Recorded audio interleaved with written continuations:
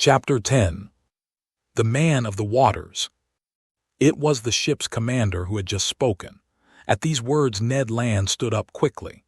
Nearly strangled, the steward staggered out at a signal from his superior, but such was the commander's authority aboard his vessel, not one gesture gave away the resentment that this man must have felt toward the Canadian. In silence we waited for the outcome of this scene. Conseil, in spite of himself, seemed almost fascinated. I was stunned. Arms crossed, leaning against a corner of the table, the commander studied us with great care. Was he reluctant to speak further? Did he regret those words he had just pronounced in French? You would have thought so. After a few moments of silence, which none of us would have dreamed of interrupting, "Gentlemen," he said in a calm, penetrating voice, "I speak French, English, German, and Latin with equal fluency. Hence I could have answered you as early as our initial interview, but first I wanted to make your acquaintance and then think things over. Your 4 versions of the same narrative, perfectly consistent by and large, established your personal identities for me.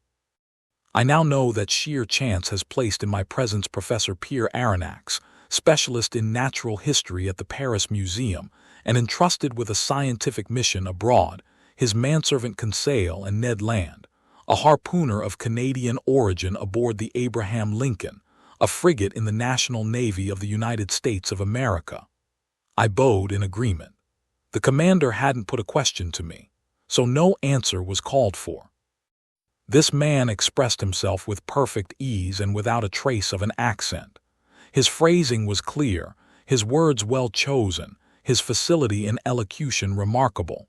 And yet, to me, he didn't have the feel of a fellow countryman. He went on with the conversation as follows. "No doubt, sir, you felt that I waited rather too long before paying you this second visit. After discovering your identities, I wanted to weigh carefully what policy to pursue toward you. I had great difficulty deciding. Some extremely inconvenient circumstances have brought you into the presence of a man who has cut himself off from humanity. Your coming has disrupted my whole existence." "Unintentionally," I said. "Unintentionally." The stranger replied, raising his voice a little. "Was it unintentionally that the Abraham Lincoln hunted me on every sea? Was it unintentionally that you traveled aboard that frigate? Was it unintentionally that your shells bounced off my ship's hull? Was it unintentionally that Mr. Ned Land hit me with his harpoon?" I detected a controlled irritation in these words, but there was a perfectly natural reply to these charges, and I made it.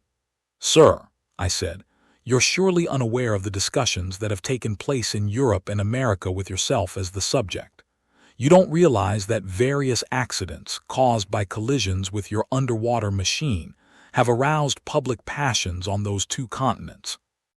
I'll spare you the innumerable hypotheses with which we've tried to explain this inexplicable phenomenon, whose secret is yours alone. Please understand that the Abraham Lincoln chased you over the Pacific high seas in the belief it was hunting some powerful marine monster, which had to be purged from the ocean at all cost." A half-smile curled the commander's lips. Then, in a calmer tone, "Professor Aronnax," he replied, "do you dare claim that your frigate wouldn't have chased and cannonaded an underwater boat as readily as a monster?" This question baffled me, since Commander Farragut would certainly have shown no such hesitation. He would have seen it as his sworn duty to destroy a contrivance of this kind just as promptly as a gigantic narwhal. "So you understand, sir," the stranger went on, "that I have a right to treat you as my enemy." I kept quiet with good reason. What was the use of debating such a proposition when superior force can wipe out the best arguments? "It took me a good while to decide," the commander went on. "Nothing obliged me to grant you hospitality. If I were to part company with you, I'd have no personal interest in ever seeing you again. I could put you back on the platform of this ship that has served as your refuge. I could sink under the sea, and I could forget you ever existed. Wouldn't that be my right?" "Perhaps it would be the right of a savage," I replied, "but not that of a civilized man." "Professor," the commander replied swiftly, "I'm not what you term a civilized man. I've severed all ties with society for reasons that I alone have the right to appreciate. Therefore I obey none of its regulations, and I insist that you never invoke them in front of me." This was plain speaking. A flash of anger and scorn lit up the stranger's eyes, and I glimpsed a fearsome past in this man's life. Not only had he placed himself beyond human laws, he had rendered himself independent, out of all reach, free in the strictest sense of the word. For who would dare chase him to the depths of the sea when he thwarted all attacks on the surface?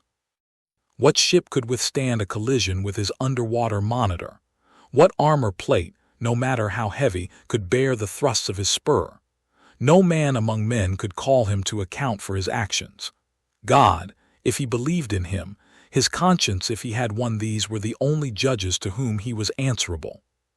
These thoughts swiftly crossed my mind while this strange individual fell silent, like someone completely self-absorbed. I regarded him with a mixture of fear and fascination, in the same way, no doubt, that Oedipus regarded the Sphinx.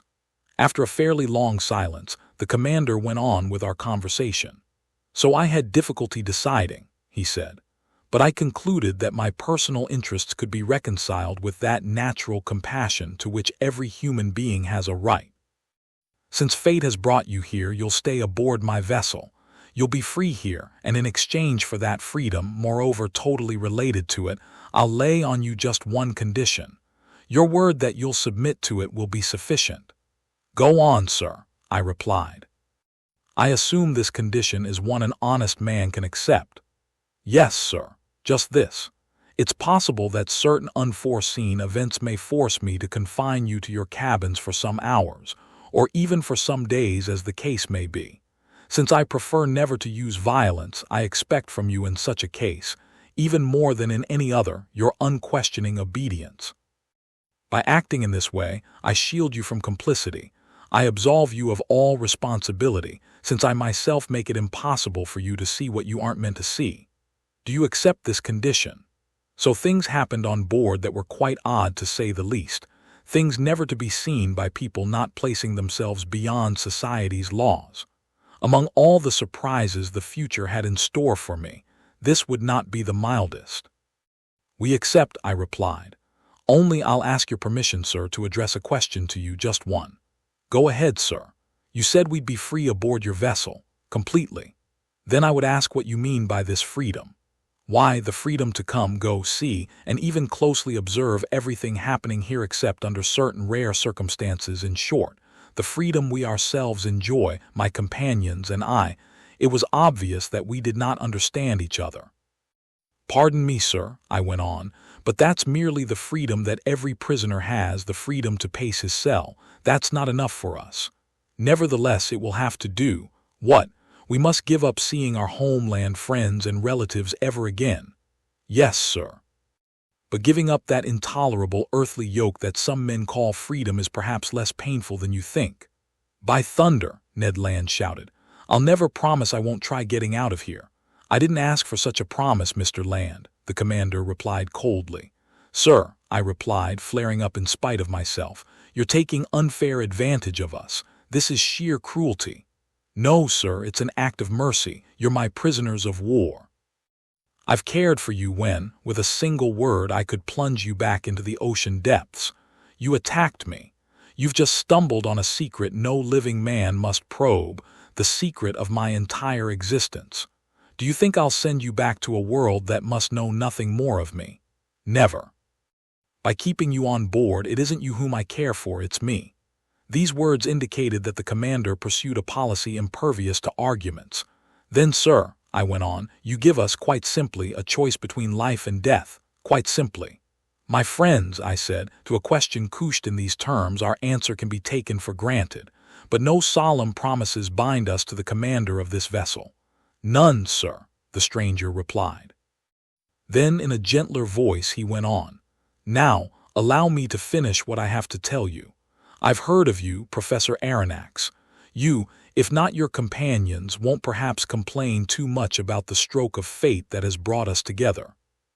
Among the books that make up my favorite reading, you'll find the work you've published on the great ocean depths. I've pored over it. You've taken your studies as far as terrestrial science can go, but you don't know everything because you haven't seen everything. Let me tell you, Professor, you won't regret the time you spend aboard my vessel. You're going to voyage through a land of wonders. Stunned amazement will probably be your habitual state of mind. It will be a long while before you tire of the sights constantly before your eyes. I'm going to make another underwater tour of the world, perhaps my last, who knows? And I'll review everything I've studied in the depths of these seas that I've crossed so often, and you can be my fellow student. Starting this very day, you'll enter a new element. You'll see what no human being has ever seen before since my men and I no longer count 10 thanks to me. You're going to learn the ultimate secrets of our planet. I can't deny it. The commander's words had a tremendous effect on me. He had caught me on my weak side, and I momentarily forgot that not even this sublime experience was worth the loss of my freedom. Besides, I counted on the future to resolve this important question. So I was content to reply, "Sir, even though you've cut yourself off from humanity, I can see that you haven't disowned all human feeling. We're castaways whom you've charitably taken aboard. We'll never forget that." Speaking for myself, I don't rule out that the interests of science could override even the need for freedom, which promises me that, in exchange, our encounter will provide great rewards. I thought the commander would offer me his hand to seal our agreement. He did nothing of the sort. I regretted that. "One last question," I said, just as this inexplicable being seemed ready to withdraw. "Ask it, Professor. By what name am I to call you?" "Sir," the commander replied, "to you, I'm simply Captain Nemo. To me, you and your companions are simply passengers on the Nautilus." Latin, Nemo means no one. "Ed," Captain Nemo called out. A steward appeared. The captain gave him his orders in that strange language I couldn't even identify. Then turning to the Canadian and Conseil, "A meal is waiting for you in your cabin," he told them. "Kindly follow this man." "That's an offer I can't refuse," the harpooner replied. After being confined for over 30 hours, he and Conseil were finally out of this cell. "And now, Professor Aronnax, our own breakfast is ready. Allow me to lead the way." "Yours to command, Captain." I followed Captain Nemo, and as soon as I passed through the doorway, I went down a kind of electrically lit passageway that resembled a gangway on a ship. After a stretch of some 10 meters, a second door opened before me. I then entered a dining room, decorated and furnished in austere good taste. Inlaid with ebony trim, tall oaken sideboards stood at both ends of this room, and sparkling on their shelves were staggered rows of earthenware, porcelain, and glass of incalculable value. Their silver-plated dinnerware gleamed under rays pouring from light fixtures in the ceiling, whose glare was softened and tempered by delicately painted designs. In the center of this room stood a table, richly spread.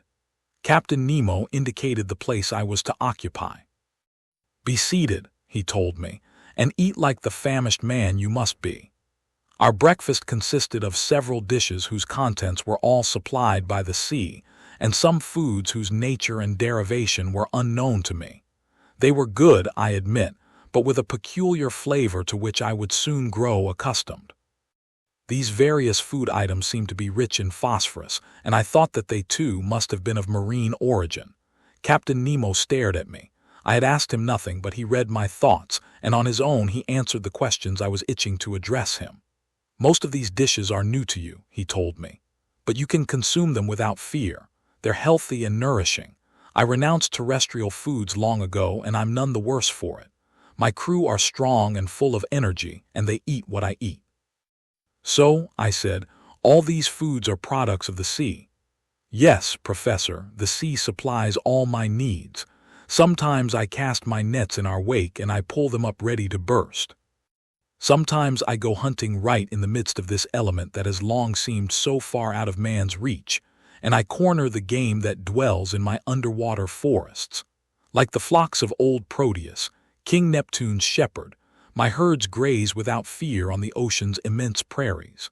There I own vast properties that I harvest myself, and which are forever sown by the hand of the Creator of all things." I stared at Captain Nemo in definite astonishment, and I answered him, "Sir, I understand perfectly how your nets can furnish excellent fish for your table. I understand less how you can chase aquatic game in your underwater forests, but how a piece of red meat, no matter how small, can figure in your menu, that I don't understand at all. Nor I, sir, Captain Nemo answered me. I never touched the flesh of land animals. Nevertheless, I went on, pointing to a dish where some slices of loin were still left. What you believe to be red meat, Professor, is nothing other than loin of sea turtle. Similarly, here are some dolphin livers you might mistake for stewed pork. My chef is a skillful food processor who excels at pickling and preserving these various exhibits from the ocean. Feel free to sample all of these foods. Here are some preserves of sea cucumber that a Malaysian would declare to be unrivaled in the entire world. Here's cream from milk furnished by the udders of cetaceans, and sugar from the huge fucus plants in the North Sea. And finally, allow me to offer you some marmalade of sea anemone, equal to that from the tastiest fruits.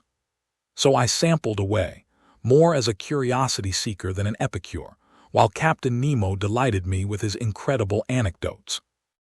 But this sea, Professor Aronnax, he told me, this prodigious, inexhaustible wet nurse of a sea not only feeds me, she dresses me as well. That fabric covering you was woven from the masses of filaments that anchor certain seashells. As the ancients were wont to do, it was dyed with purple ink from the murex snail, and shaded with violet tints that I extract from a marine slug, the Mediterranean sea hare. The perfumes you'll find on the washstand in your cabin were produced from the oozings of marine plants. Your mattress was made from the ocean's softest eelgrass. Your quill pen will be whalebone, your ink a juice secreted by cuttlefish or squid. Everything comes to me from the sea, just as someday everything will return to it. You love the sea, Captain. Yes, I love it. The sea is the be-all and end-all. It covers 7/10 of the planet Earth. Its breath is clean and healthy. It's an immense wilderness where a man is never lonely, because he feels life astir on every side. The sea is simply the vehicle for a prodigious, unearthly mode of existence. It's simply movement and love. It's living infinity, as one of your poets put it. And in essence, Professor, nature is here made manifest by all three of her kingdoms: mineral, vegetable, and animal. The last of these is amply represented by the 4 zoophyte groups, 3 classes of articulates, 5 classes of mollusks, and 3 vertebrate classes: mammals, reptiles, and those countless legions of fish, an infinite order of animals totaling more than 13,000 species, of which only 1/10 belong to fresh water. The sea is a vast pool of nature. Our globe began with the sea, so to speak, and who can say we won't end with it? Here lies supreme tranquility. The sea doesn't belong to tyrants. On its surface they can still exercise their iniquitous claims, battle each other, devour each other, haul every earthly horror. But 30 feet below sea level their dominion ceases, their influence fades, their power vanishes. Ah, sir, live in the heart of the seas. Here alone lies independence. Here I recognize no superiors. Here I'm free. Captain Nemo suddenly fell silent in the midst of this enthusiastic outpouring. Had he let himself get carried away, past the bounds of his habitual reserve? Had he said too much? For a few moments he strolled up and down, all a-quiver.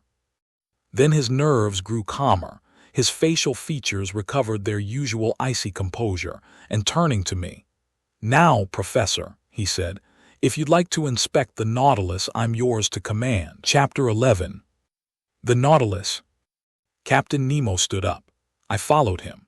Contrived at the rear of the dining room, a double door opened, and I entered a room whose dimensions equaled the one I had just left. It was a library.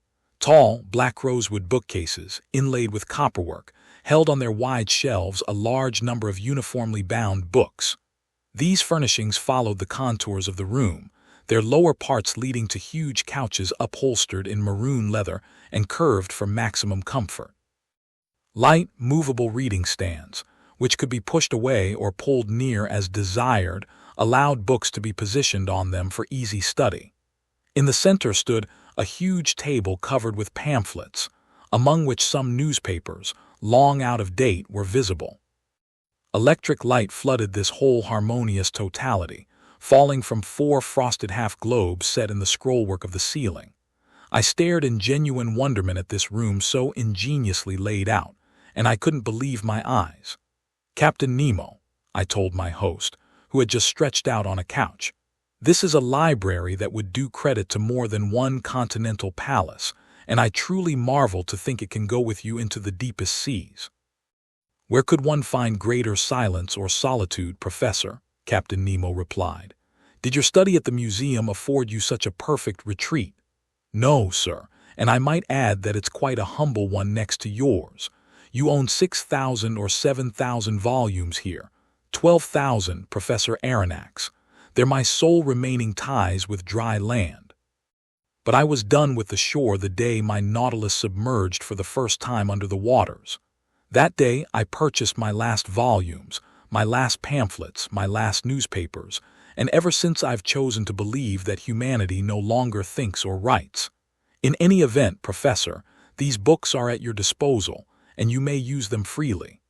I thanked Captain Nemo and approached the shelves of this library. Written in every language, books on science, ethics, and literature were there in abundance. But I didn't see a single work on economics. They seemed to be strictly banned on board. One odd detail: all these books were shelved indiscriminately without regard to the language in which they were written, and this jumble proved that the Nautilus's captain could read fluently whatever volumes he chanced to pick up. Among these books I noted masterpieces by the greats of ancient and modern times, in other words, all of humanity's finest achievements in history, poetry, fiction, and science, from Homer to Victor Hugo, from Xenophon to Michelet, from Rabelais to Madame George Sand. But science, in particular, represented the major investment of this library. Books on mechanics, ballistics, hydrography, meteorology, geography, geology, etc., held a place there no less important than works on natural history, and I realized that they made up the captain's chief reading. There I saw the complete works of Humboldt, the complete Arago, as well as works by Foucault, Henry St. Clair Deville, Chasles, Milne Edwards, Quatrefages, John Tyndall, Faraday, Berthelot, Father Secchi, Peterman, Commander Maury, Louis Agassiz, etc., plus the transactions of France's Academy of Sciences, bulletins from the various geographical societies, etc., and in a prime location. Those 2 volumes on the great ocean depths that had perhaps earned me this comparatively charitable welcome from Captain Nemo. Among the works of Joseph Bertrand, his book entitled The Founders of Astronomy even gave me a definite date, and since I knew it had appeared in the course of 1865, I concluded that the fitting out of the Nautilus hadn't taken place before then. Accordingly, 3 years ago at the most, Captain Nemo had begun his underwater existence. Moreover, I hoped some books even more recent would permit me to pinpoint the date precisely, but I had plenty of time to look for them, and I didn't want to put off any longer our stroll through the wonders of the Nautilus. "Sir," I told the captain, "thank you for placing this library at my disposal. There are scientific treasures here, and I'll take advantage of them." "This room isn't only a library," Captain Nemo said, "it's also a smoking room." "A smoking room," I exclaimed. "Then one may smoke on board, surely." "In that case, sir, I'm forced to believe that you've kept up relations with Havana." "None whatever," the captain replied. "Try this cigar, Professor Aronnax, and even though it doesn't come from Havana, it will satisfy you if you're a connoisseur." I took the cigar offered me, whose shape recalled those from Cuba, but it seemed to be made of gold leaf. I lit it at a small brazier supported by an elegant bronze stand, and I inhaled my first whiffs with the relish of a smoker who hasn't had a puff in days. "It's excellent," I said, "but it's not from the tobacco plant." "Right," the captain replied. "This tobacco comes from neither Havana nor the Orient. It's a kind of nicotine-rich seaweed that the ocean supplies me, albeit sparingly. Do you still miss your Cubans, sir?" "Captain, I scorn them from this day forward." "Then smoke these cigars whenever you like without debating their origin. They bear no government seal of approval, but I imagine they're none the worse for it." On the contrary. Just then Captain Nemo opened a door facing the one by which I had entered the library, and I passed into an immense, splendidly lit lounge. It was a huge quadrilateral with canted corners, 10 meters long, 6 wide, 5 high. A luminous ceiling decorated with delicate arabesques, distributed a soft, clear daylight over all the wonders gathered in this museum. For a museum it truly was, in which clever hands had spared no expense to amass every natural and artistic treasure, displaying them with the helter-skelter picturesqueness that distinguishes a painter's studio. Some 30 pictures by the masters, uniformly framed and separated by gleaming panoplies of arms, adorned walls on which were stretched tapestries of austere design. There I saw canvases of the highest value, the likes of which I had marveled at in private European collections and art exhibitions.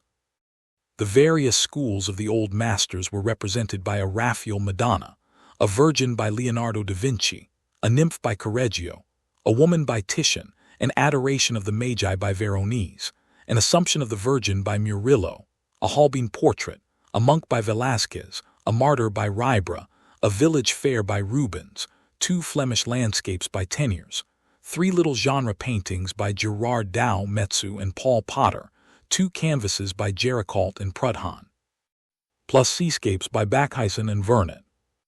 Among the works of modern art were pictures signed by Delacroix, Ingres, Decamps, Troyon, Masonier, Daubigny, etc., and some wonderful miniature statues in marble or bronze, modeled after antiquity's finest originals, stood on their pedestals in the corners of this magnificent museum. As the Nautilus's commander had predicted, my mind was already starting to fall into that promised state of stunned amazement. "Professor," this strange man then said, "you must excuse the informality with which I receive you and the disorder reigning in this lounge." "Sir," I replied, "without prying into who you are, might I venture to identify you as an artist?" "A collector, sir, nothing more. Formerly I loved acquiring these beautiful works created by the hand of man. I sought them greedily, ferreted them out tirelessly, and I've been able to gather some objects of great value. They're my last mementos of those shores that are now dead for me. In my eyes, your modern artists are already as old as the ancients. They've existed for 2,000 or 3,000 years, and I mix them up in my mind. The masters are ageless. What about these composers?" I said, pointing to sheet music by Weber, Rossini, Mozart, Beethoven, Haydn, Meyerbeer, Herold, Wagner, Auber, Gounod, Victor Massé, and a number of others scattered over a full-size piano organ, which occupied one of the wall panels in this lounge. "These composers," Captain Nemo answered me, "are the contemporaries of Orpheus, because in the annals of the dead all chronological differences fade. And I'm dead, Professor, quite as dead as those friends of yours sleeping 6 feet under." Captain Nemo fell silent and seemed lost in reverie. I regarded him with intense excitement, silently analyzing his strange facial expression. Leaning his elbow on the corner of a valuable mosaic table, he no longer saw me. He had forgotten my very presence. I didn't disturb his meditations, but continued to pass in review the curiosities that enriched this lounge. After the works of art, natural rarities predominated. They consisted chiefly of plants, shells, and other exhibits from the ocean that must have been Captain Nemo's own personal finds. In the middle of the lounge, a jet of water, electrically lit, fell back into a basin made from a single giant clam. The delicately festooned rim of this shell, supplied by the biggest mollusk in the class of Cephala, measured about 6 meters in circumference. So it was even bigger than those fine giant clams given to King Francois I by the Republic of Venice, and which the Church of Saint Sulpice in Paris has made into 2 gigantic holy water fonts. Around this basin, inside elegant glass cases fastened with copper bands, there were classified and labeled the most valuable marine exhibits ever put before the eyes of a naturalist. My professorial glee may easily be imagined. The zoophyte branch offered some very unusual specimens from its 2 groups, the polyps and the echinoderms. In the first group, organpipe coral, gorgonian coral arranged into fan shapes, soft sponges from Syria, Isis coral from the Malacca Islands, sea pen coral, wonderful coral of the genus Virgularia from the waters of Norway, various coral of the genus Umbellularia, Alcyonarian coral. Then a whole series of those madrepores that my mentor Professor Milne Edwards has so shrewdly classified into divisions, and among which I noted the wonderful genus Flabellina, as well as the genus Oculina from Reunion Island, plus a Neptune's chariot from the Caribbean Sea, every superb variety of coral, and in short, every species of these unusual polyparies that congregate to form entire islands that will one day turn into continents. Among the echinoderms, notable for being covered with spines, starfish, feather stars, sea lilies, free-swimming crinoids, brittle stars, sea urchins, sea cucumbers, etc., represented a complete collection of the individuals in this group. An excitable conchologist would surely have fainted dead away before other, more numerous glass cases in which were classified specimens from the mollusk branch. There I saw a collection of incalculable value that I haven't time to describe completely. Among these exhibits I'll mention, just for the record, an elegant royal hammer shell from the Indian Ocean, whose evenly spaced white spots stood out sharply against a base of red and brown, an imperial spiny oyster, brightly colored, bristling with thorns, a specimen rare to European museums, whose value I estimated at 20,000 francs, a common hammer shell from the seas near Queensland, very hard to come by. Exotic cockles from Senegal, fragile white bivalve shells that a single breath could pop like a soap bubble, several varieties of watering pot shell from Java, a sort of limestone tube fringed with leafy folds and much fought over by collectors, a whole series of top-shell snails, greenish-yellow ones fished up from American seas, others colored reddish-brown that patronize the waters off Queensland, the former coming from the Gulf of Mexico and notable for their overlapping shells, the latter some sun carrier shells found in the southernmost seas, finally and rarest of all, the magnificent spurred star shell from New Zealand, then some wonderful peprifero shells, several valuable species of Cythera clams and Venus clams, the trellis wenteltrap snail from Tranquebar on India's eastern shore, a marbled turban snail gleaming with mother-of-pearl, green parrot shells from the seas of China, the virtually unknown cone snail from the genus Nautilus,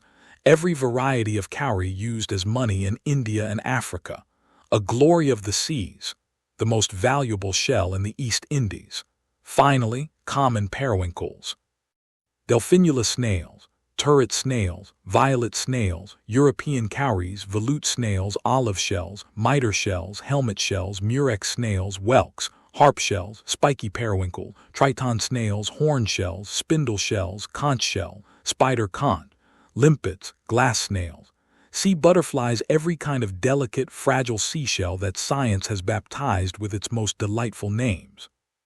Aside and in special compartments, strings of supremely beautiful pearls were spread out, the electric light flecking them with little fiery sparks, pink pearls pulled from saltwater fan shells in the Red Sea, green pearls from the rainbow abalone, yellow, blue, and black pearls, the unusual handiwork of various mollusks from every ocean and of certain mussels from rivers up north. In short, several specimens of incalculable worth that had been oozed by the rarest of shellfish. Some of these pearls were bigger than a pigeon egg.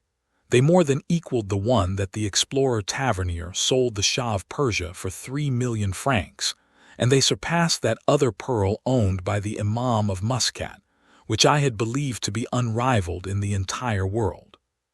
Consequently, to calculate the value of this collection was, I should say, impossible. Captain Nemo must have spent millions in acquiring these different specimens, and I was wondering what financial resources he tapped to satisfy his collector's fancies, when these words interrupted me. "You're examining my shells, Professor. They're indeed able to fascinate a naturalist, but for me they have an added charm, since I've collected every one of them with my own 2 hands, and not a sea on the globe has escaped my investigations. I understand, Captain, I understand your delight at strolling in the midst of this wealth. You're a man who gathers his treasure in person. No museum in Europe owns such a collection of exhibits from the ocean. But if I exhaust all my wonderment on them, I'll have nothing left for the ship that carries them. I have absolutely no wish to probe those secrets of yours. But I confess that my curiosity is aroused to the limit by this Nautilus, the motor power it contains, the equipment enabling it to operate, the ultra-powerful force that brings it to life. I see some instruments hanging on the walls of this lounge whose purposes are unknown to me. "May I learn, Professor Aronnax?" Captain Nemo answered me. "I've said you'd be free aboard my vessel, so no part of the Nautilus is off-limits to you. You may inspect it in detail, and I'll be delighted to act as your guide." "I don't know how to thank you, sir, but I won't abuse your good nature. I would only ask you about the uses intended for these instruments of physical measure, Professor. These same instruments are found in my stateroom, where I'll have the pleasure of explaining their functions to you. But beforehand, come inspect the cabin set aside for you. You need to learn how you'll be lodged aboard the Nautilus." I followed Captain Nemo, who, via one of the doors cut into the lounge's canted corners, led me back down the ship's gangways.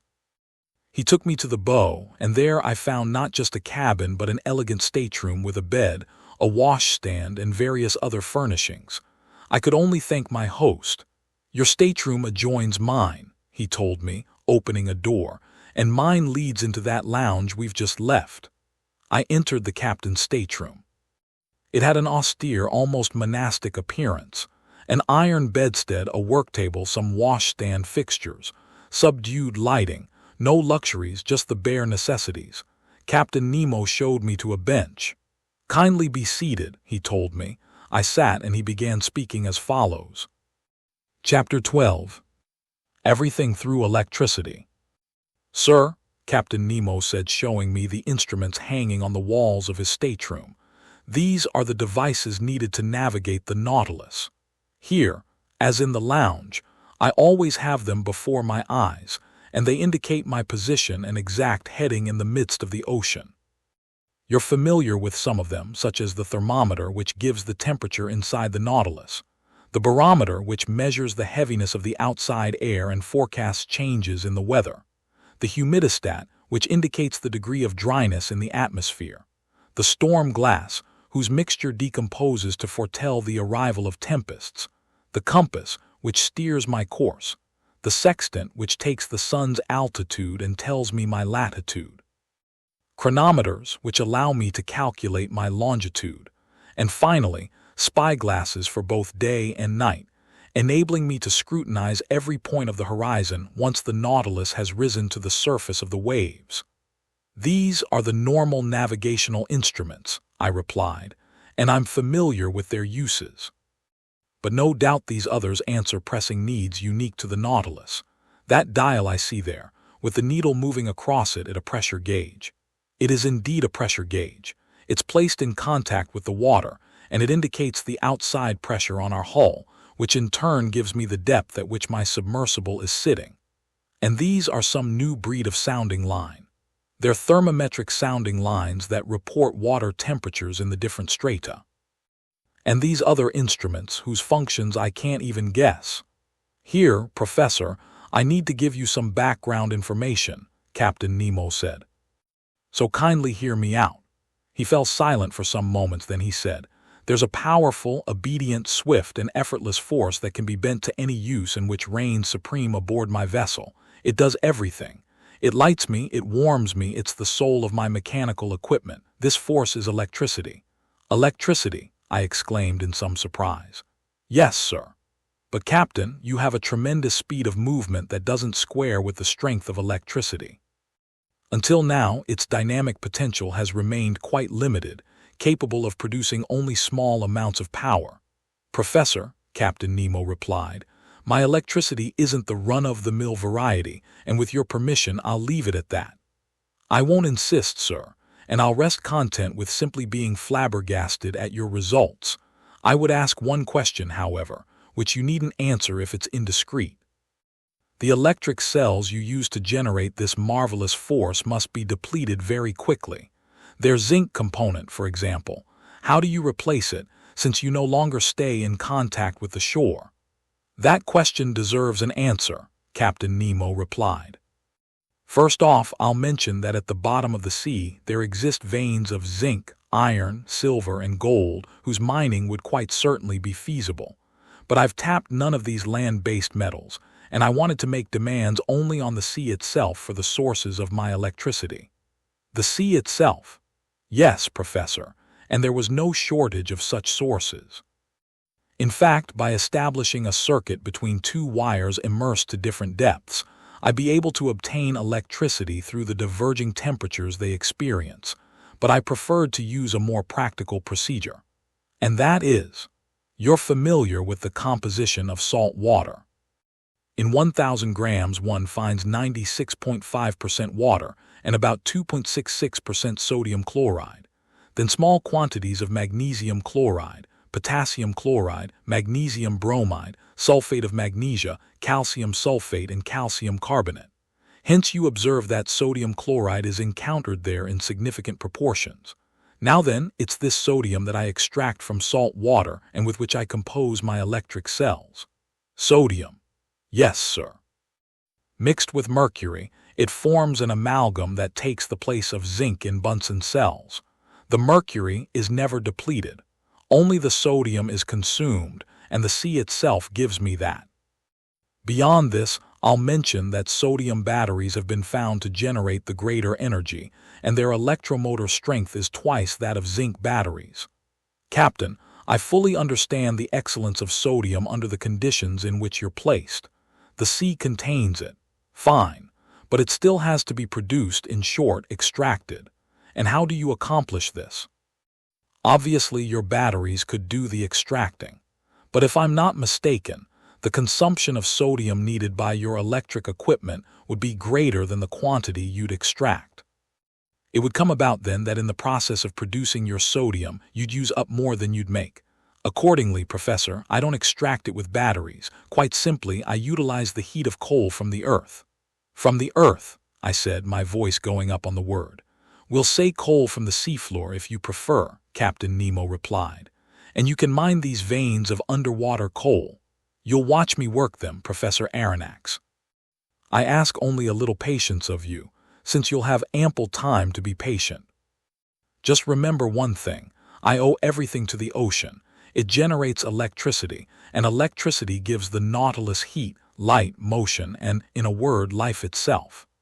But not the air you breathe. Oh, I could produce the air needed on board, but it would be pointless since I can rise to the surface of the sea whenever I like. However, even though electricity doesn't supply me with breathable air, it at least operates the powerful pumps that store it under pressure in special tanks, which, if need be, allows me to extend my stay in the lower strata for as long as I want.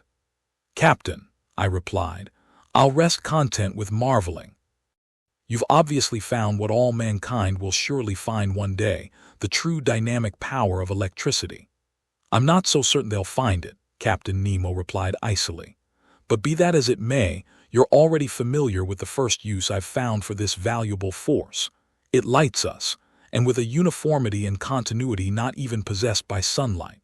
Now look at that clock. It's electric. It runs with an accuracy rivaling the finest chronometers. I've had it divided into 24 hours like Italian clocks, since neither day nor night, sun nor moon, exist for me, but only this artificial light that I import into the depths of the seas. See, right now it's 10 o'clock in the morning. That's perfect. Another use for electricity, that dial hanging before our eyes indicates how fast the Nautilus is going. An electric wire puts it in contact with the patent log. This needle shows me the actual speed of my submersible.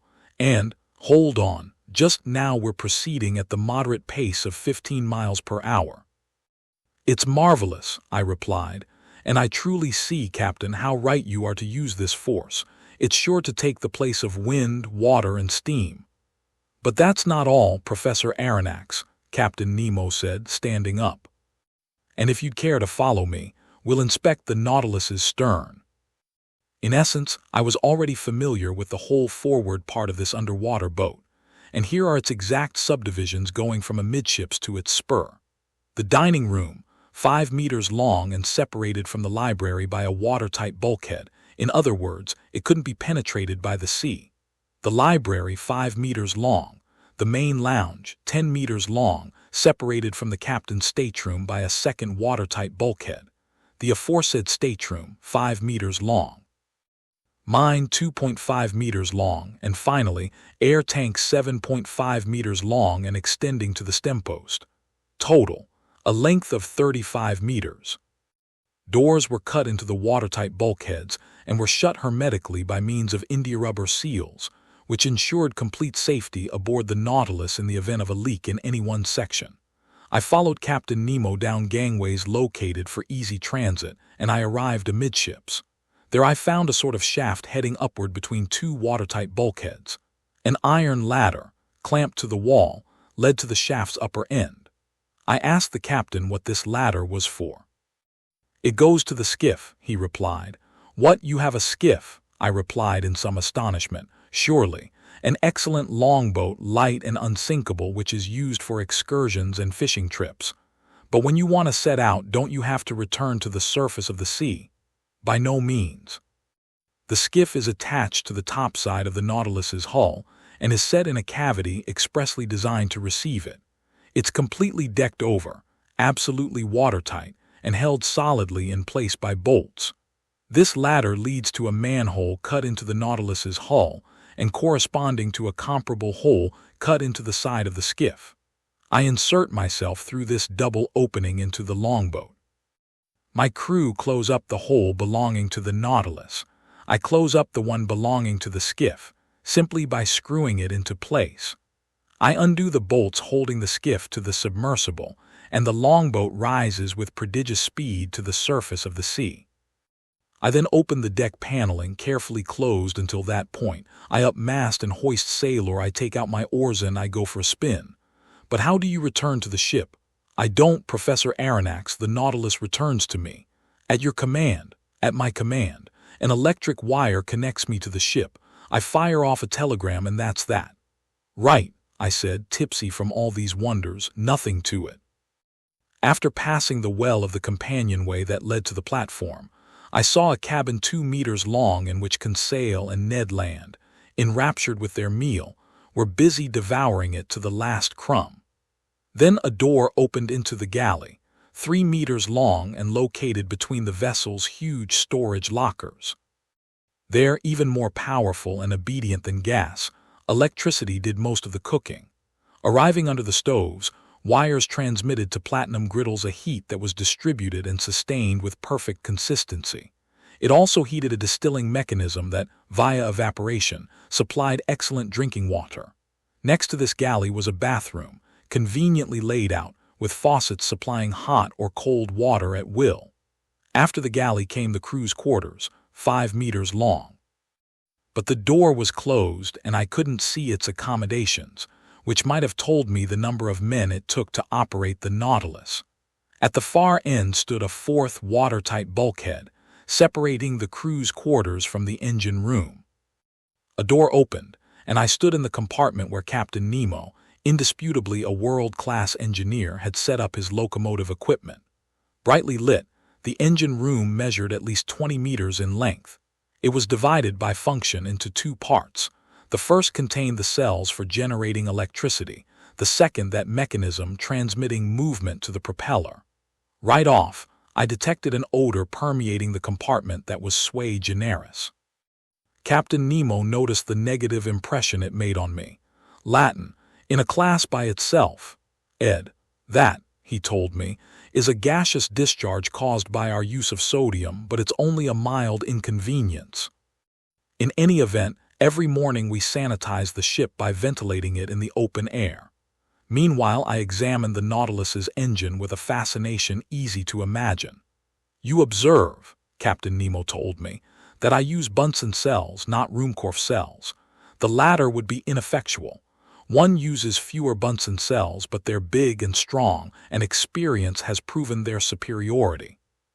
The electricity generated here makes its way to the stern, where electromagnets of huge size activate a special system of levers and gears that transmit movement to the propeller's shaft. The latter has a diameter of 6 meters, a pitch of 7.5 meters, and can do up to 120 revolutions per minute. And that gives you a speed of 50 miles per hour. There lay a mystery, but I didn't insist on exploring it. How could electricity work with such power? Where did this nearly unlimited energy originate? Was it in the extraordinary voltage obtained from some new kind of induction coil? Could its transmission have been immeasurably increased by some unknown system of levers? This was the point I couldn't grasp. Author's note. And sure enough, there's now talk of such a discovery, in which a new set of levers generates considerable power. Did its inventor meet up with Captain Nemo? Captain Nemo, I said. I'll vouch for the results and not try to explain them. I've seen the Nautilus at work out in front of the Abraham Lincoln, and I know where I stand on its speed. But it isn't enough just to move, we have to see where we're going. We must be able to steer right or left, up or down. How do you reach the lower depths, where you meet an increasing resistance that's assessed in hundreds of atmospheres? How do you rise back to the surface of the ocean? Finally, how do you keep your ship at whatever level suits you? Am I indiscreet in asking you all these things? Not at all, Professor, the captain answered me after a slight hesitation, since you'll never leave this underwater boat. Come into the lounge. It's actually our workroom, and there you'll learn the full story about the Nautilus. Chapter 13. Some figures. A moment later, we were seated on a couch in the lounge, cigars between our lips. The captain placed before my eyes a working drawing that gave the ground plan, cross-section, and side view of the Nautilus. Then he began his description as follows. Here, Professor Aronnax, are the different dimensions of this boat now transporting you. It's a very long cylinder with conical ends. It noticeably takes the shape of a cigar, a shape already adopted in London for several projects of the same kind. The length of this cylinder from end to end is exactly 70 meters, and its maximum breadth of beam is 8 meters. So it isn't quite built on the 10-to-1 ratio of your high-speed steamers, but its lines are sufficiently long, and they're tapering gradual enough, so that the displaced water easily slips past and poses no obstacle to the ship's movements. These two dimensions allow you to obtain, via a simple calculation, the surface area and volume of the Nautilus.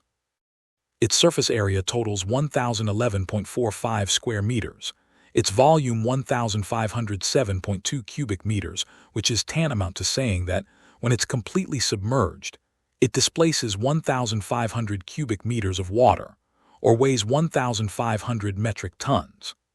In drawing up plans for a ship meant to navigate underwater, I wanted it, when floating on the waves, to lie 9/10 below the surface and to emerge only 1/10.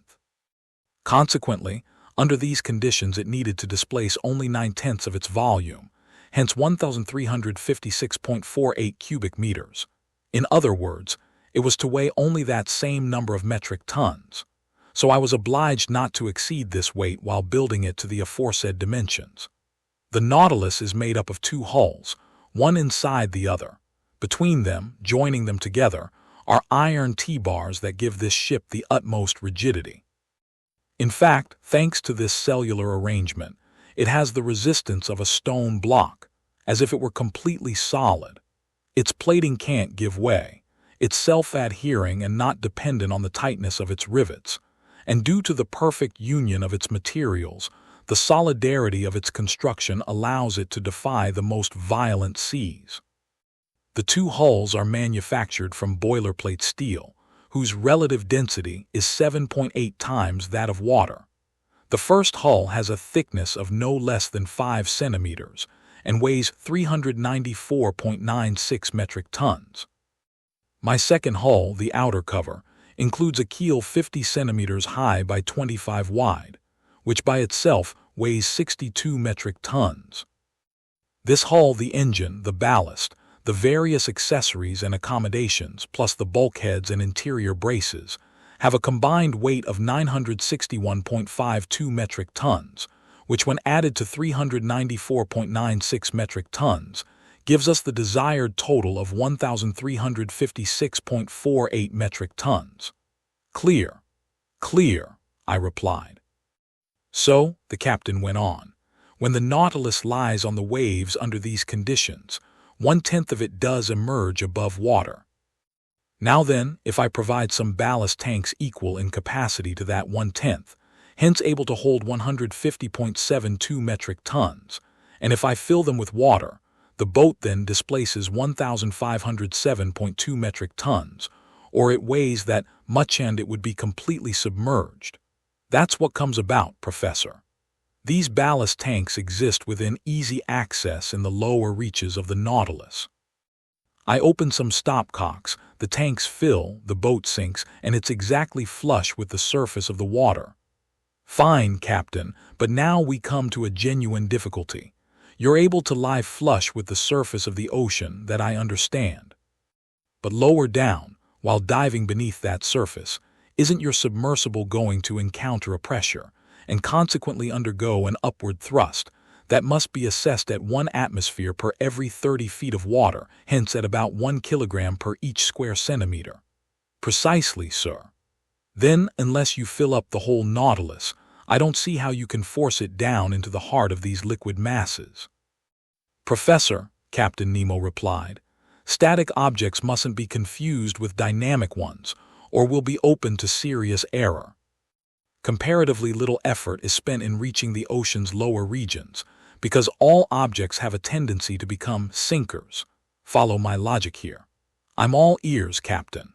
When I wanted to determine what increase in weight the Nautilus needed to be given in order to submerge, I had only to take note of the proportionate reduction in volume that salt water experiences in deeper and deeper strata.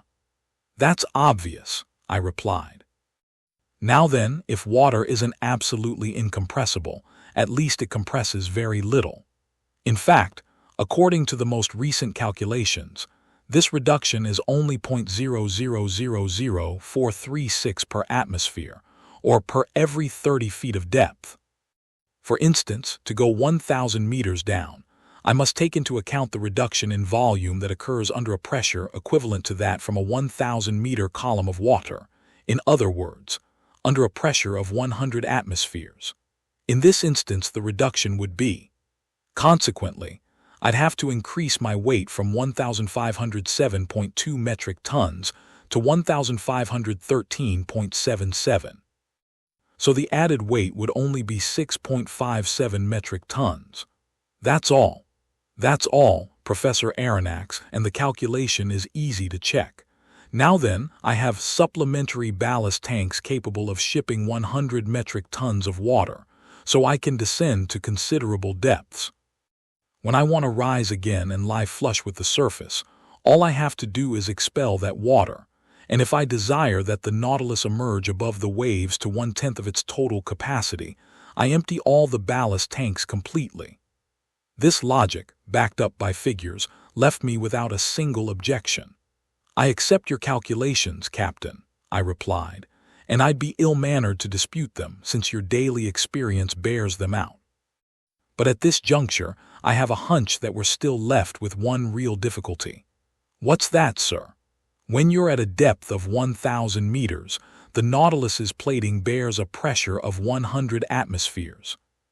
If at this point you want to empty the supplementary ballast tanks in order to lighten your boat and rise to the surface, your pumps must overcome that pressure of 100 atmospheres, which is 100 kilograms per each square centimeter. This demands a strength that electricity alone can give me, Captain Nemo said swiftly. Sir, I repeat, the dynamic power of my engines is nearly infinite. The Nautilus's pumps have prodigious strength, as you must have noticed when their waterspouts swept like a torrent over the Abraham Lincoln. Besides, I use my supplementary ballast tanks only to reach an average depth of 1,500 to 2,000 meters, and that with a view to conserving my machinery. Accordingly, when I have a mind to visit the ocean depths 2 or 3 vertical leagues beneath the surface, I use maneuvers that are more time-consuming but no less infallible. What are they, Captain? I asked. Here I'm naturally led into telling you how the Nautilus is maneuvered. I can't wait to find out. In order to steer this boat to port or starboard, in short, to make turns on a horizontal plane, I use an ordinary, wide-bladed rudder that's fastened to the rear of the stern post and worked by a wheel and tackle. But I can also move the Nautilus upward and downward on a vertical plane by the simple method of slanting its 2 fins, which are attached to its sides at its center of flotation. These fins are flexible, able to assume any position, and can be operated from inside by means of powerful levers. If these fins stay parallel with the boat, the latter moves horizontally. If they slant, the Nautilus follows the angle of that slant, and under its propeller's thrust, either sinks on a diagonal as steep as it suits me, or rises on that diagonal. Similarly, if I want to return more swiftly to the surface, I throw the propeller in gear, and the water's pressure makes the Nautilus rise vertically, as an air balloon inflated with hydrogen lifts swiftly into the skies. "Bravo, Captain!" I exclaimed. "But in the midst of the waters, how can your helmsman follow the course you've given him?" "My helmsman is stationed behind the windows of a pilot house, which protrudes from the topside of the Nautilus's hull and is fitted with biconvex glass." "Is glass capable of resisting such pressures?" "Perfectly capable. Though fragile on impact, crystal can still offer considerable resistance." In 1864, during experiments on fishing by electric light in the middle of the North Sea, glass panes less than 7 millimeters thick were seen to resist a pressure of 16 atmospheres, all the while letting through strong, heat-generating rays whose warmth was unevenly distributed. Now then, I use glass windows measuring no less than 21 centimeters at their centers. In other words, they've 30 times the thickness. "Fair enough, Captain, but if we're going to sea, we need light to drive away the dark, and in the midst of the murky waters, I wonder how your helmsman can, set astern of the pilot house, is a powerful electric reflector whose rays light up the sea for a distance of half a mile." "Oh, bravo!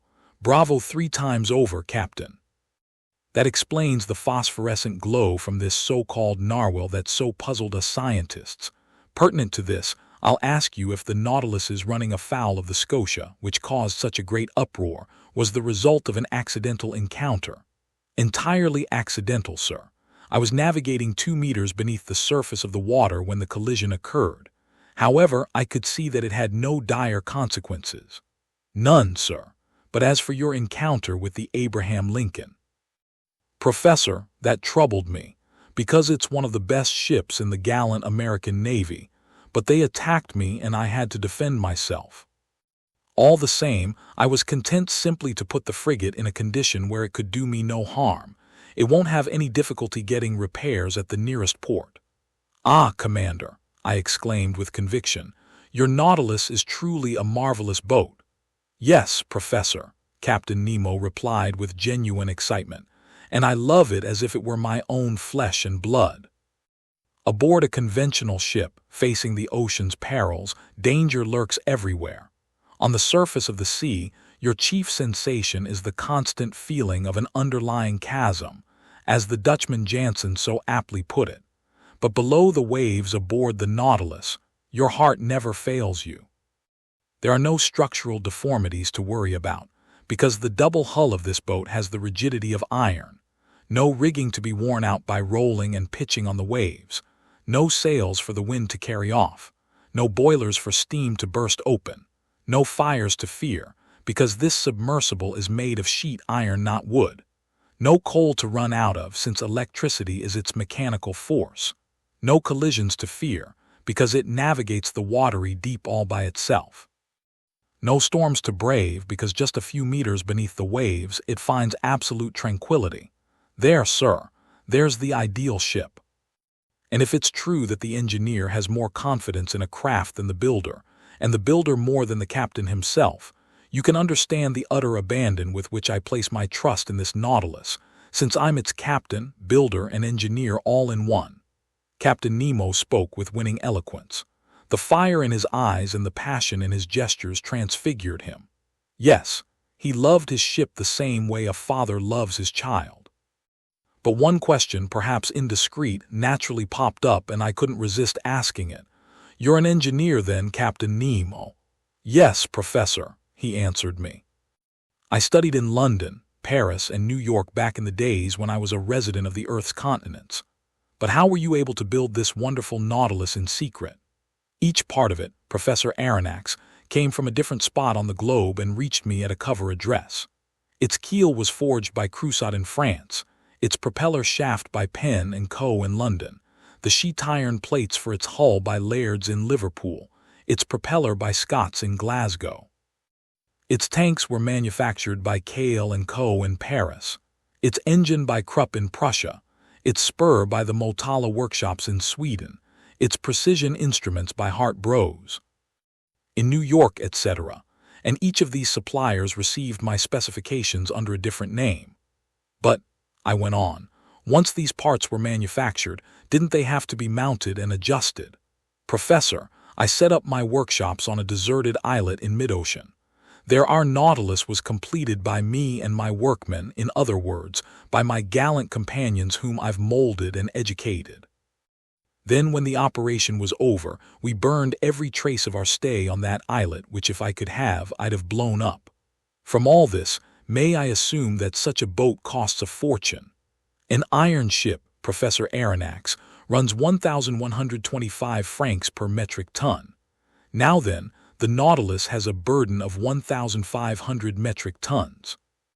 Consequently, it cost 1,687,000 francs, hence 2 million francs including its accommodations, and 4 million or 5 million with all the collections and works of art it contains. One last question, Captain Nemo, asked Professor. You're rich then? Infinitely rich, sir, and without any trouble I could pay off the 10 billion franc French national debt. I gaped at the bizarre individual who had just spoken these words. Was he playing on my credulity? Time would tell. Chapter 14. The Black Current. The part of the planet Earth that the seas occupy has been assessed at 3,832,558 square diameters, hence more than 38 billion hectares. This liquid mass totals 2,250,000,000 cubic miles and could form a sphere with a diameter of 60 leagues, whose weight would be 3 quintillion metric tons. To appreciate such a number, we should remember that a quintillion is to a billion what a billion is to one. In other words, there are as many billions in a quintillion as ones in a billion. Now then, this liquid mass nearly equals the total amount of water that has poured through all the Earth's rivers for the past 40,000 years. During prehistoric times, an era of fire was followed by an era of water. At first there was ocean everywhere. Then, during the Silurian period, the tops of mountains gradually appeared above the waves, islands emerged, disappeared beneath temporary floods, rose again, or fused to form continents, and finally the Earth's geography settled into what we have today. Solid matter had wrested from liquid matter some 37,657,000 square miles, hence 12,916,000,000 hectares. The outlines of the continents allow the seas to be divided into 5 major parts: the frozen Arctic and Antarctic Oceans, the Indian Ocean, the Atlantic Ocean, and the Pacific Ocean. The Pacific Ocean extends north to south between the 2 polar circles and east to west between America and Asia over an expanse of 145 degrees of longitude. It's the most tranquil of the seas. Its currents are wide and slow-moving, its tides moderate, its rainfall abundant. And this was the ocean that I was first destined to cross under these strangest of auspices. If you don't mind, Professor, Captain Nemo told me, we'll determine our exact position and fix the starting point of our voyage. It's 15 minutes before noon. I'm going to rise to the surface of the water. The captain pressed an electric bell 3 times. The pumps began to expel water from the ballast tanks. On the pressure gauge, a needle marked the decreasing pressures that indicated the Nautilus's upward progress. Then the needle stopped. "Here we are," the captain said. I made my way to the central companionway, which led to the platform. I climbed its metal steps, passed through the open hatches, and arrived topside on the Nautilus. The platform emerged only 80 centimeters above the waves. The Nautilus's bow and stern boasted that spindle-shaped outline that had caused the ship to be compared appropriately to a long cigar. I noted the slight overlap of its sheet iron plates, which resembled the scales covering the bodies of our big land reptiles. So I had a perfectly natural explanation for why, despite the best spyglasses, This boat had always been mistaken for a marine animal. Near the middle of the platform, the skiff was half set in the ship's hull, making a slight bulge. Fore and aft stood two cupolas of moderate height, their sides slanting and partly inset with heavy biconvex glass, one reserved for the helmsman steering the Nautilus, the other for the brilliance of the powerful electric beacon lighting his way. The sea was magnificent, the skies clear. This long aquatic vehicle could barely feel the broad undulations of the ocean. A mild breeze out of the east rippled the surface of the water. Free of all mist, the horizon was ideal for taking sights. There was nothing to be seen. Not a reef, not an islet. No more Abraham Lincoln, a deserted immenseness. Raising his sextant, Captain Nemo took the altitude of the sun, which would give him his latitude. He waited for a few minutes until the orb touched the rim of the horizon. While he was taking his sights, he didn't move a muscle, and the instrument couldn't have been steadier in hands made out of marble. "Noon," he said. "Professor, whenever you're ready." I took one last look at the sea, a little yellowish near the landing places of Japan, and I went below again to the main lounge. There the captain fixed his position and used a chronometer to calculate his longitude, which he double-checked against his previous observations of hour angles. Then he told me, "Professor Aronnax, we're in longitude 137 degrees 15 west. West of which meridian?" I asked quickly, hoping the captain's reply might give me a clue to his nationality. "Sir," he answered me, "I have chronometers variously set to the meridians of Paris, Greenwich, and Washington, D.C. But in your honor, I'll use the one for Paris."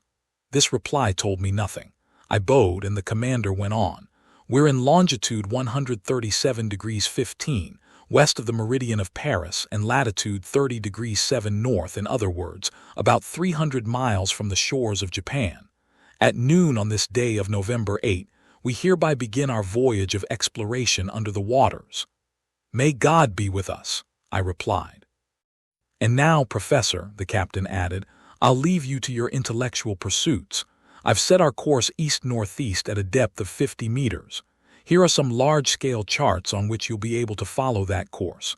The lounge is at your disposal, and with your permission I'll take my leave." Captain Nemo bowed. I was left to myself, lost in my thoughts. They all centered on the Nautilus's commander. Would I ever learn the nationality of this eccentric man who had boasted of having none?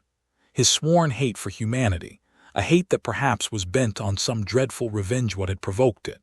Was he one of those unappreciated scholars, one of those geniuses embittered by the world, as Conseil expressed it, a latter-day Galileo, or maybe one of those men of science, like America's Commander Maury, whose careers were ruined by political revolutions? I couldn't say yet. As for me, whom fate had just brought aboard his vessel, whose life he had held in the balance, he had received me coolly but hospitably. Only, he never took the hand I extended to him. He never extended his own. For an entire hour I was deep in these musings, trying to probe this mystery that fascinated me so.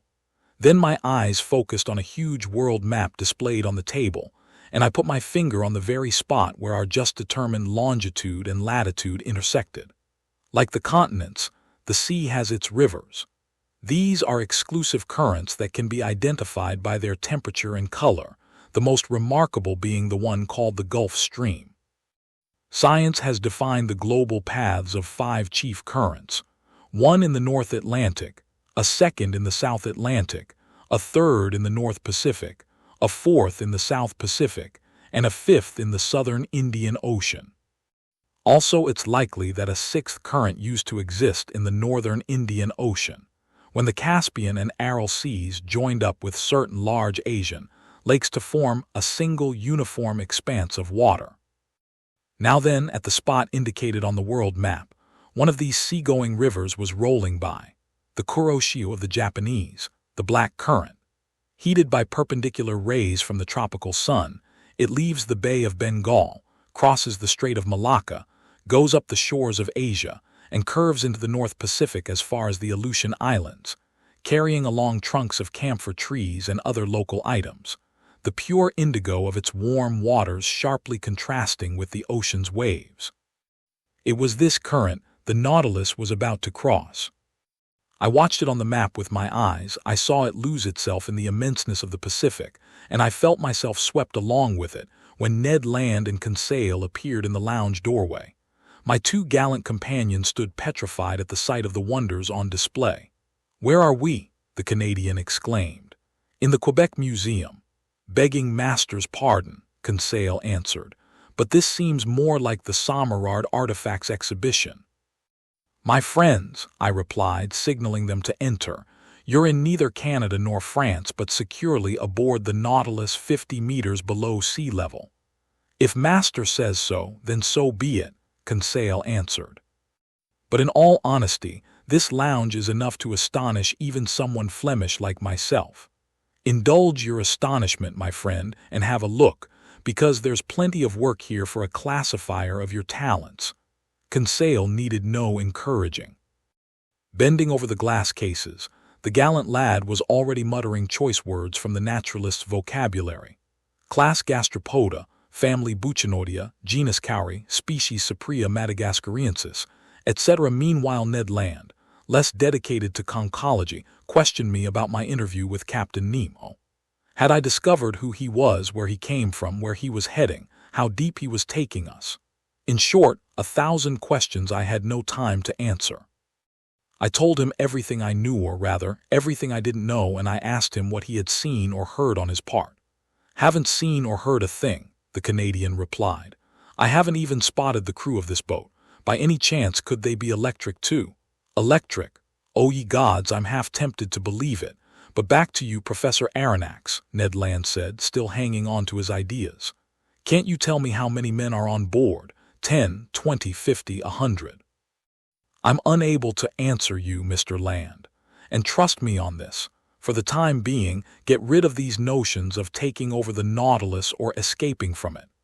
This boat is a masterpiece of modern technology, and I'd be sorry to have missed it. Many people would welcome the circumstances that have been handed us just to walk in the midst of these wonders. So keep calm and let's see what's happening around us." "See," the harpooner exclaimed. "There's nothing to see, nothing we'll ever see from this sheet iron prison. We're simply running around blindfolded." Ned Land was just pronouncing these last words when we were suddenly plunged into darkness, utter darkness.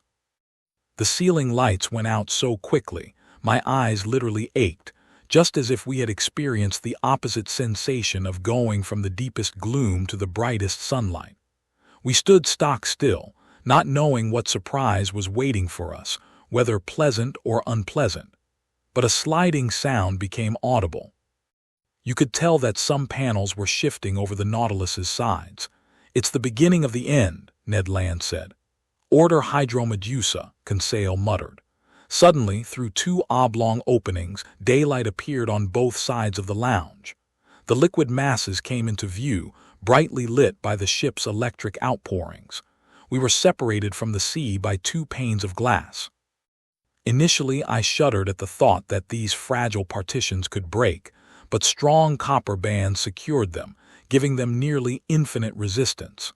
The sea was clearly visible for a 1-mile radius around the Nautilus. What a sight! What pen could describe it? Who could portray the effects of this light through these translucent sheets of water, the subtlety of its progressive shadings into the ocean's upper and lower strata? The transparency of salt water has long been recognized. Its clarity is believed to exceed that of spring water. The mineral and organic substances it holds in suspension actually increase its translucency. In certain parts of the Caribbean Sea, you can see the sandy bottom with startling distinctness as deep as 145 meters down, and the penetrating power of the sun's rays seems to give out only at a depth of 300 meters. But in this fluid setting traveled by the Nautilus, our electric glow was being generated in the very heart of the waves. It was no longer illuminated water, it was liquid light. If we accept the hypotheses of the microbiologist Ehrenberg, who believes that these underwater depths are lit up by phosphorescent organisms, nature has certainly saved one of her most prodigious sights for residents of the sea, and I could judge for myself from the 1,000-fold play of the light. On both sides, I had windows opening over these unexplored depths. The darkness in the lounge enhanced the brightness outside, and we stared as if this clear glass were the window of an immense aquarium. The Nautilus seemed to be standing still. This was due to the lack of landmarks, but streaks of water, parted by the ship's spur, sometimes threaded before our eyes with extraordinary speed. In wonderment, we leaned on our elbows before these show windows, and our stunned silence remained unbroken until Conseil said, "You wanted to see something, Ned my friend. Well, now you have something to see." "How unusual," the Canadian put in, setting aside his tantrums and getaway schemes while submitting to this irresistible allure.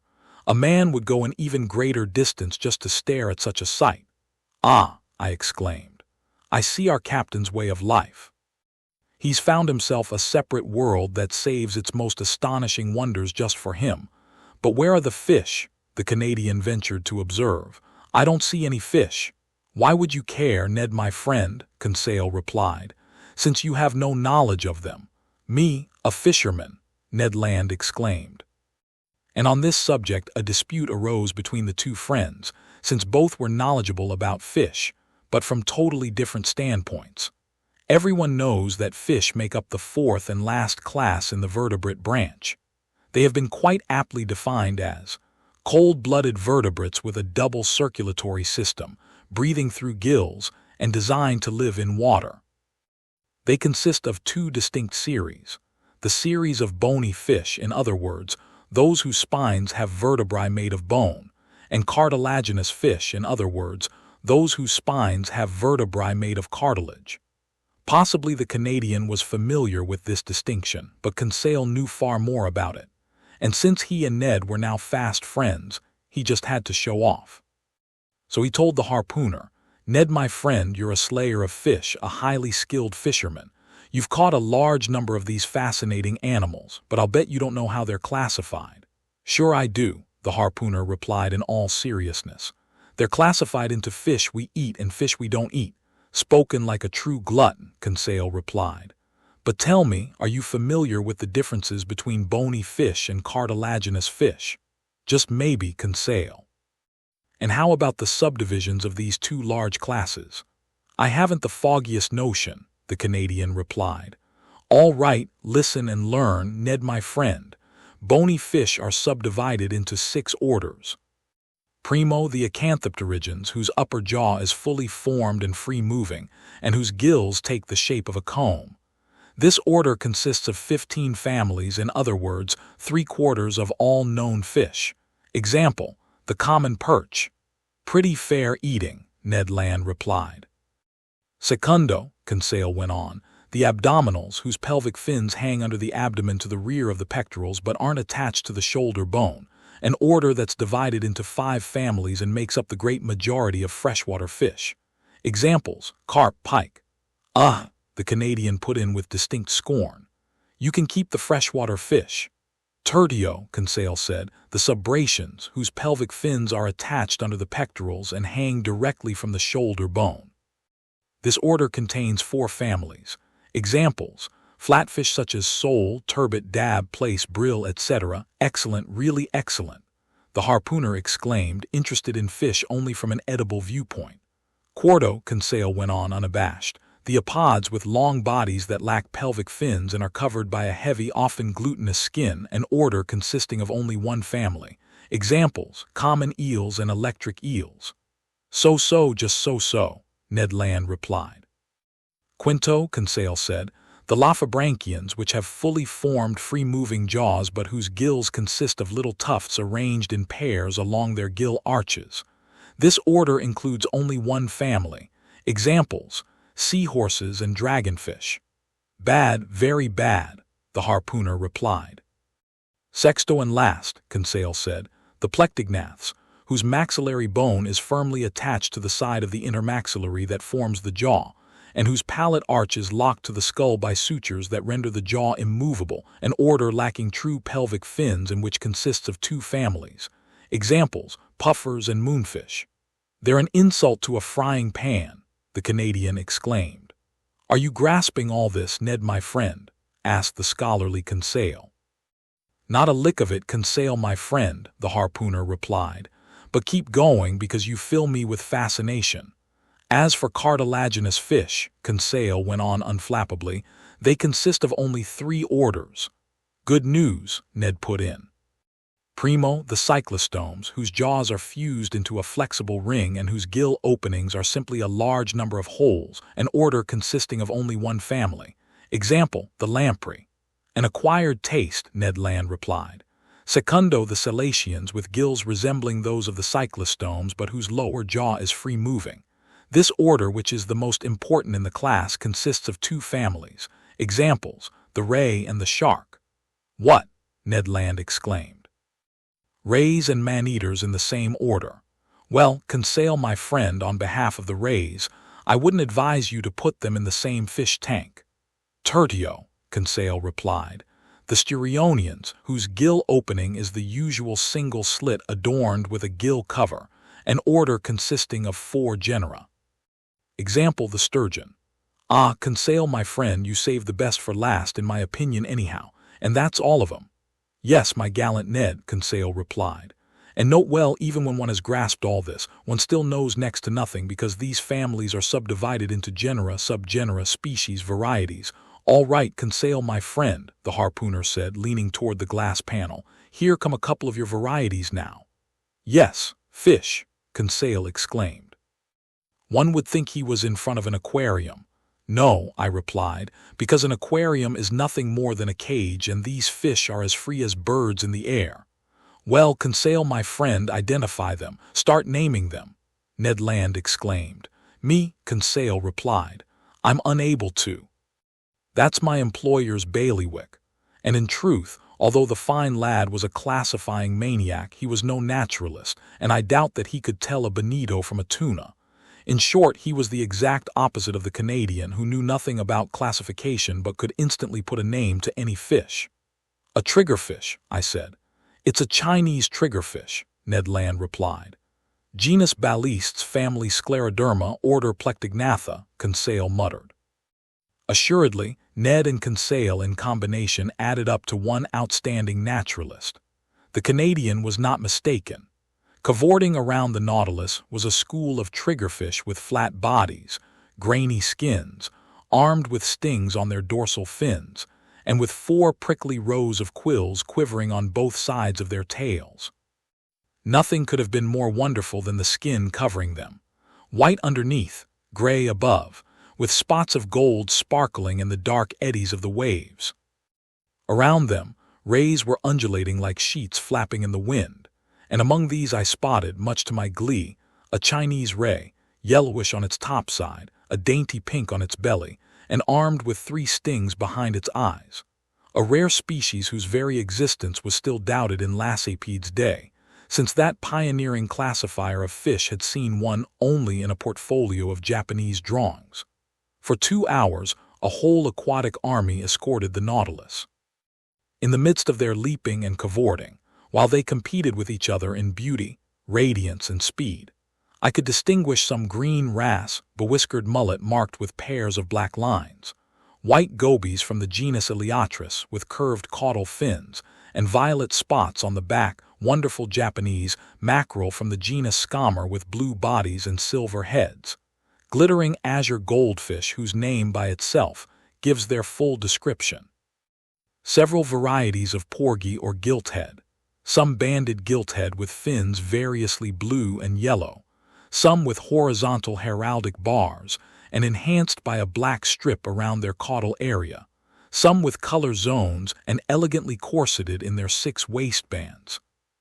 Trumpetfish with flute-like beaks that looked like genuine seafaring woodcocks and were sometimes a meter long, Japanese salamanders, serpentine moray eels from the genus Echidna that were 6 feet long with sharp little eyes and a huge mouth bristling with teeth, etc.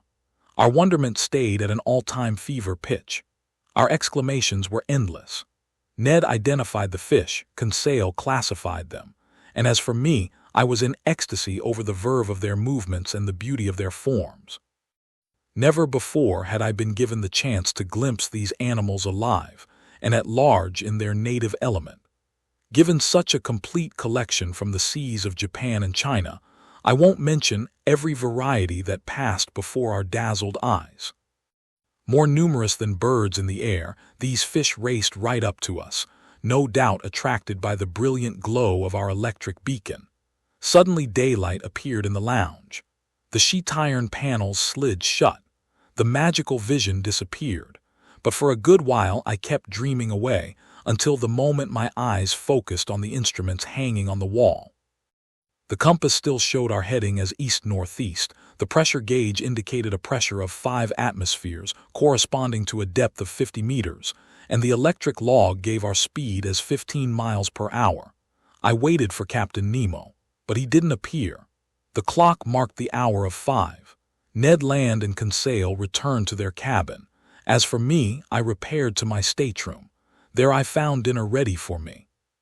It consisted of turtle soup made from the daintiest hawksbill, a red mullet with white, slightly flaky flesh, whose liver, when separately prepared, makes delicious eating, plus loin of imperial angelfish, whose flavor struck me as even better than salmon.